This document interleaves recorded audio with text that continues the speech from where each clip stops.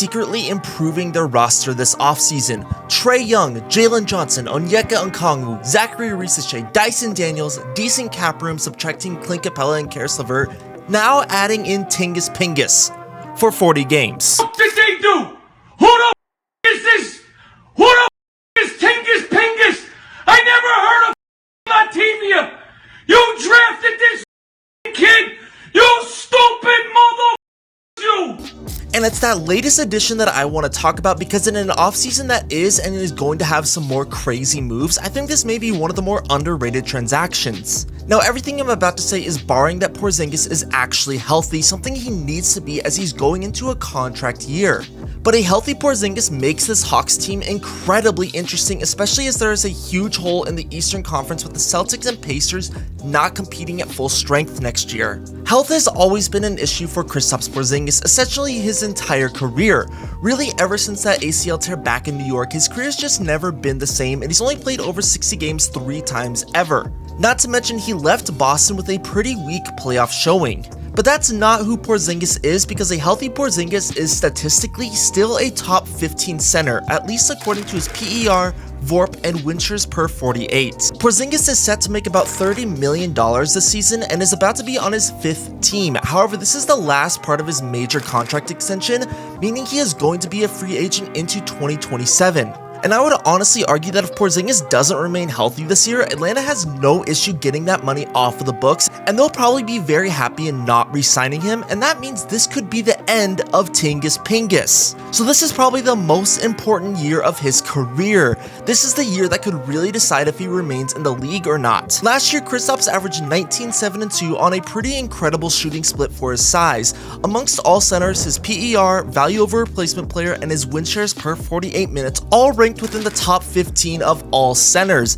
and none of this is new for Kristaps. He has 6 straight years of scoring over 19 points per game, with all of those seasons being above league average from an efficiency standpoint. Technically speaking, the man has not ever once been a below average player. So let's talk about this move for the Hawks and then what he can bring to Atlanta. So Porzingis was traded for the 22nd draft pick, Terrence Mann and Georges Niang, and on the surface this is a good trade from the Hawks, at least from an upside standpoint. It is incredibly rare for a player drafted in the 20s to go on to have a career and have the production of Porzingis, and statistically Kristaps was similar to what Mann and Niang combined to be. And I know Hawks fans are definitely happy to get rid of Georges Niang, so I think from a pure production standpoint, Atlanta is getting an equal return, and Porzingis when healthy has a higher upside than those 3 assets. Add into that, Clint Capella is likely leaving the team in free agency, and Porzingis has a 1-year contract, so not only are you replacing your starting center, you're taking him on for just 1 year. So if he doesn't play well and if Porzingis doesn't stay healthy, your future really isn't screwed over.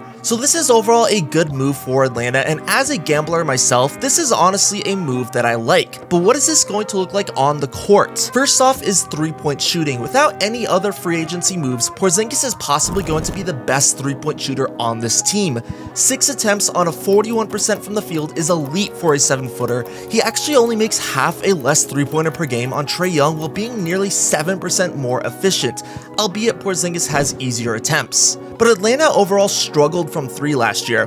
They were 3rd in pace, but they were a below average 3-point shooting team, both in terms of volume and efficiency. So immediately adding in a threat like Kristaps should at least maintain their team efficiency. I'd hope as a pick and roll and a pick and fade threat, he would also help out Trae Young's opportunities. And ideally, Zachary Risichet, Jalen Johnson, and Dyson Daniels develop their outside games over the summer. That summer growth plus Kristaps Porzingis should help this team out from 3. In addition to this, I think there's a chance that we see Porzingis play in his original position of the power forward, or at least that is something that Quinn Snyder should look into. According to Basketball Reference, Porzingis has not played the majority power forward position since his time in New York, and this might be because of Onyeka Okongwu. Okongwu is one of my favorite centers in the NBA, and he has been for a while. I've always believed that he has a huge upside and that he could be what Clint Capella is just for less money. He's gonna be just 25 years old next year, and like I said, I think he has more upside. side. So you have Okongwu at the 5 and Porzingis at the 4. Kristaps can space out the floor while still being a down-low threat, and Okongwu can beast and feast on the boards. Especially with Porzingis on the court, you don't give up that size, and Onyeka makes up for the fact that Porzingis is not that good of a rebounder. I like this for Trae Young as well. We already know that he's one of the best pick-and-roll ball handlers in the league, but now he gets an elite pick and fade and an elite pick-and-roll threat. Last year, Trae Young was in the 71st percentile of all pick-and-roll players. Okongwu, playing mostly as a backup, was in the 82nd percentile as a pick-and-roll man, and Porzingis was in the 81st percentile. So you're giving one of the best pick-and-roll players in the league 2 high-level targets. You hope to have a little bit more spacing, and I could see Atlanta improving from that 18th best offense. You hope to have a little more spacing with the players I mentioned earlier, and I could see Atlanta improving from the 18th best offense in the league. At the end of the day, this is a relatively low-risk, high-reward move for the Hawks. They're bringing in a guy who is just shy of an all-star level and probably desperate to prove that he can stay on the floor. If his body falls apart again, it's just a 1-year rental. No harm, no foul. Atlanta gets an elite shooting big man, a legit pick and roll and pick and pop threat, and a decent shot blocker, all for the price of a dice roll.